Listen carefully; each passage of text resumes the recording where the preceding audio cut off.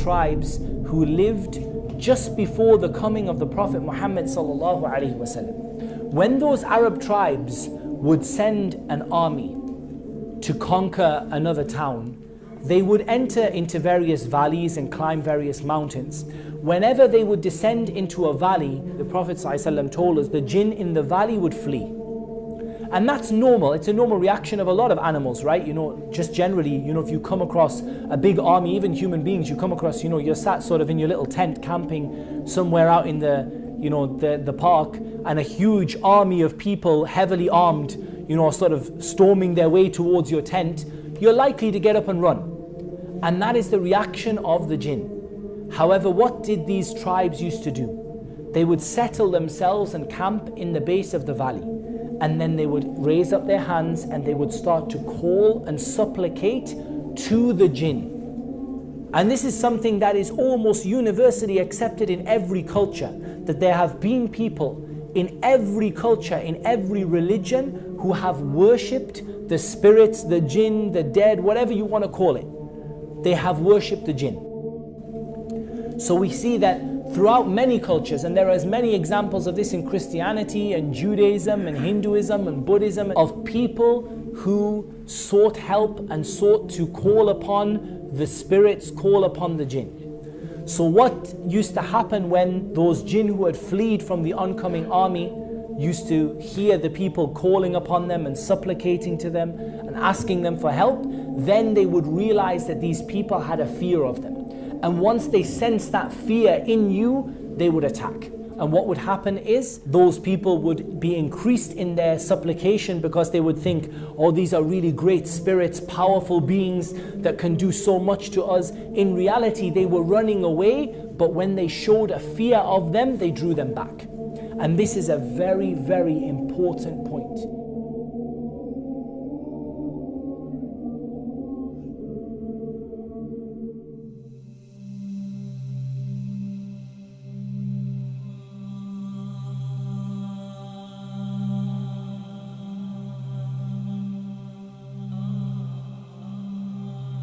The jinn have certain abilities which may appear to us to be supernatural. And this is where we start to delve into the realm of the paranormal a little bit. And that is that the jinn clearly have abilities that to us appear to be supernatural. And this is where you get sort of the supernatural and the paranormal, and the lights flick on and off and the doors open and the windows open, there's nobody there. The jinn do have abilities that seem to us to be supernatural. But I want to actually get you away from thinking in this way. I want you to actually stop thinking of the jinn as all-powerful, supernatural, incredible beings. At the end of the day, when you see many different animals and they have an ability that you don't have, you see the greatness of Allah and the creation of Allah, but it doesn't surprise you. When I tell you birds fly through the sky, you don't get nightmares for 3-4 days. When I tell you that fish swim to the depths of the sea, it doesn't terrify you. So you shouldn't be surprised that there is a creation from the creation of Allah that is able to do these things. Some of them are able to fly, but the birds can fly, so that's no big deal. Some of them are able to sort of take different forms, and that's something that is different for us. But again, it's simply what Allah has given them the ability to do. And we see certain animals that are able to change their color, able to change their shape to a certain degree, that are able to camouflage themselves. And again, this is something from the creation of Allah, and it makes us recognize the greatness of God and the creation of God.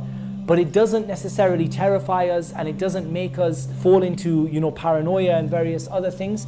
So we should be very careful with the jinn, that when it comes to the jinn, we recognize they are simply a creation from the creation of Allah. Just like the other creation that Allah has created, they have some things that they can do that we can't do, and there are some things that we can do that they can't do. Understand that the jinn do not deserve to be feared. And as soon as you show them fear, they will take maximum advantage of the fear that you show them. As soon as you start to show them fear, they will play with you, they will pull out all the tricks. I'm talking about the windows will open, the lights will go on and off, human beings start appearing left, right and center, things start floating, knives start flying, pots and pans start going across the room. This is when you show them fear.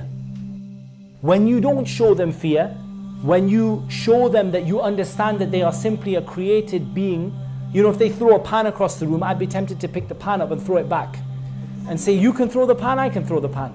As soon as you do this, they will stop messing around, generally, and they will stop causing you, you know, these kind of creepy paranormal type things that happen. Generally, they happen when people give them more respect than they deserve. They are intelligent beings at the end of the day. They have an ability to think. And therefore, when they see that you're terrified and scared of them, they are going to play on that. They're going to play pranks with you. They're going to joke with you. They're going to cause you all of these various paranormal experiences and these various sort of things that happen, haunted houses and all the rest. And in general, I have to say that since I've started doing ruqya, I get very little of these kind of paranormal crazy things going on. Every now and again, you know, I might get one person in 50 levitate off the ground. In general, most people don't. But the reason is that when you don't show them that fear and you don't show them that, you know, reverence, then they don't cause you as many problems. So we want people to stop fearing the jinn as though they are these all-powerful spirits that can touch you from anywhere. Because this is going to take a person outside of Islam. When you fear them like God deserves to be feared, like Allah deserves to be feared, then you're going to end up leaving Islam. You're going to end up making a partner with Allah.